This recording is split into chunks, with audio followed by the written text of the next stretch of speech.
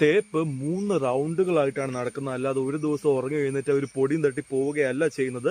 മെഹുന ആരംഭിക്കലാമ. Round 1-ൽ തിരക്കഥ set ചെയ്യും. അവര് വ്യക്തിമായിട്ട് മാറും. നീ അവർക്ക് സമയം കൊടുക്കുന്നില്ല, അപ്രീഷിയേറ്റ് ചെയ്യുന്നില്ല, നീ ഇമോഷണലി മച്ചുവർ അല്ല, ടോക്സിക് ആണ്, നിന്നെ കണ്ടിട്ട് അവർക്കൊന്നും തോന്നുന്നില്ല എന്നൊക്കെ പറയും. പിന്നെ എന്നെ ഒരാൾ സ്ഥിരമായിട്ട് മെസ്സേജ് അയച്ച് ശല്യപ്പെടുത്തുന്നുണ്ടെന്നൊക്കെ പറഞ്ഞ് ഒരു തേർഡ് പേഴ്സണെ നിന്നെ ഇൻഡയറക്റ്റ് ആയിട്ട് പരിചയപ്പെടുത്തും. എന്നാലും അവർ ഈ സമയത്ത് നിന്നെ സ്നേഹിക്കും. റൗണ്ട് 2-ൽ അകൽച്ച കാണിച്ചു തുടങ്ങും. നിന്നെ നേരിട്ട് കാണാനുള്ള ഇൻട്രസ്റ്റ് ഇല്ലാണ്ടാവും. ഇനി കണ്ടാൽ തന്നെ ടച്ച് ചെയ്യാൻ പോലും സമ്മതിക്കത്തില്ല. എപ്പോഴും ബിസിയാണെന്ന് പറഞ്ഞു തുടങ്ങും.